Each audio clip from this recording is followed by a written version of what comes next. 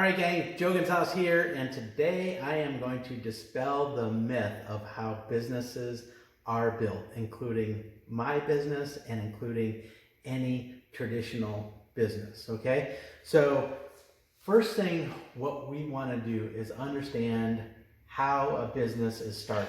Well, it starts off with an idea, right? Somebody discovers something, invents something, realizes that there's a need for a product. So what do? They decide to start a business. And this is that person. And that person is probably the owner or CEO of any company. Let's say that it's Bill Gates, who decides that he wants to invent personal computers, right? And Bill Gates says, I have this great idea, but I don't know how quite to get it down on paper and get it out there to the marketplace, and he needs some help. So what does he do? He hires his friend Steve Ballmer and his friend Paul Allen, okay? And so the three of them get together in Seattle in the 1970s, and they say, we have this great idea, and Bill's the idea man, and he said, Steve, you're the operations type guy. I want you to head up things so that we can get the product out there. So Steve becomes the sales manager for all the VPs for sales and logistics and everything else, right? And then Paul is going to be the technology manager, and he's going to be hiring people to develop the products and develop the technology and all that kind of stuff. So from there, as they get busier and busier, now they got to hire customer service reps or salespeople, right? So they just keep building their organization, and they need more support and more infrastructure over here. So Paul keeps building his team, all right? So that is the way every business works, and it just so happens that it looks like a pyramid, correct? So let me ask you, who in this structure makes the most money? Is it the lower level employee customer service people? Is it the sales managers? Is it the senior level managers? Or is it the CEO? Okay? Most likely, the most money is being made by these people here, and nobody's making more money than Bill Gates. Is it going to be possible that this person here can move up and make more money than Steve Ballmer or Bill Gates? I highly doubt it, right? But you see, this is how you have to build a business and manage people, and then eventually have salespeople that get products out. But it's the traditional business model for getting products out to people and servicing those customers and developing new products in the future, etc. In other words, that's how you make money. Okay? Now, here's the deal. Let's dispel the myth of the pyramid. Okay? Because of network marketing. Network marketing is simply a business model that takes out advertising costs, and it takes out the, so if Microsoft decides to sell their computers, who are they going to?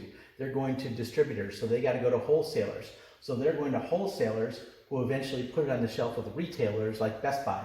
And each time there's a markup involved. The manufacturer has to go through the middleman, who has to go through a retailer, who actually goes to a consumer. So the markups and the wholesalers, okay, that kind of thing is eliminated in network marketing, because what we are is, instead of that traditional wholesaler to retailer to consumer model, we're actually become either manufacturers of the product, or we go straight to the consumer without the middlemen and without the advertising costs.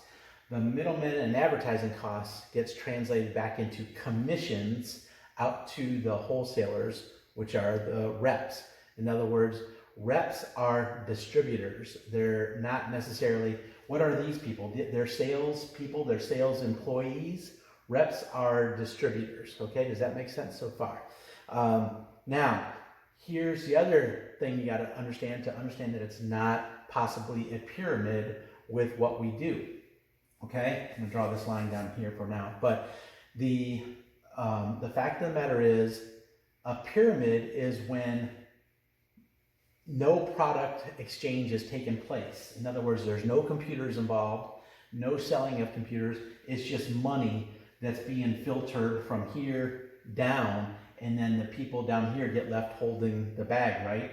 So, but when there is and it's a legal structure, it's not a pyramid, is when there's an exchange of value. So there are product sales, money comes back because there's product going out. And also, what makes a difference with a pyramid, say in network marketing, you cannot have a situation where people can get paid from recruiting others just to come in. Again, that's a pyramid.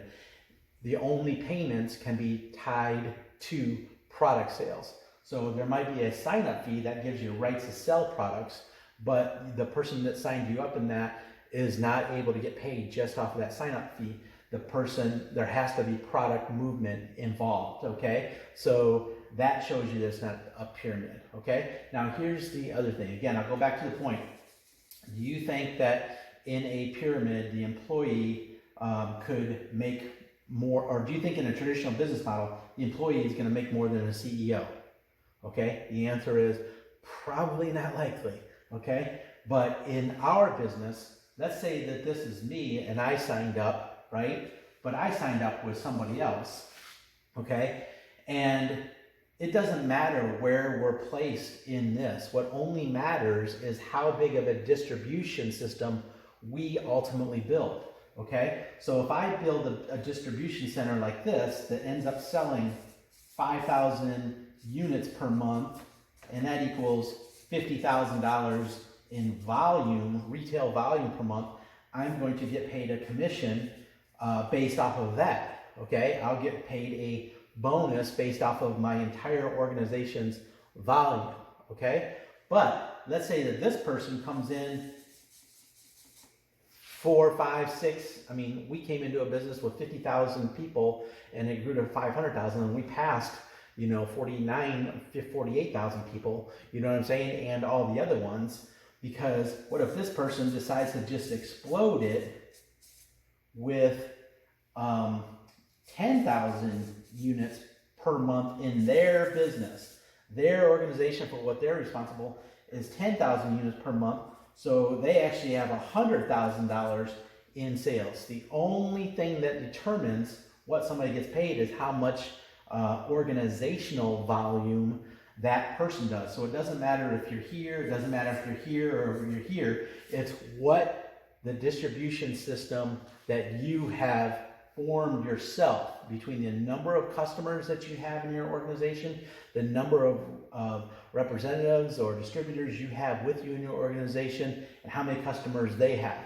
And that anybody can develop a bigger organization than anyone else, okay? It's all based on talent, time investment, perfection of things, or diligence, effort. All those things are what determines how big you want to build your distribution system.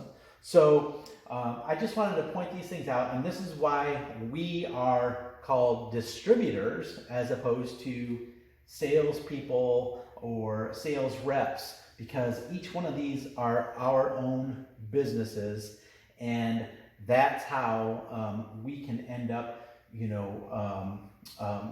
forming a business that is not just based on selling things to a few customers, which might make us a little bit of money, right? But what we're doing is we're actually building a distribution system as opposed to the traditional retail model and putting products on a shelf.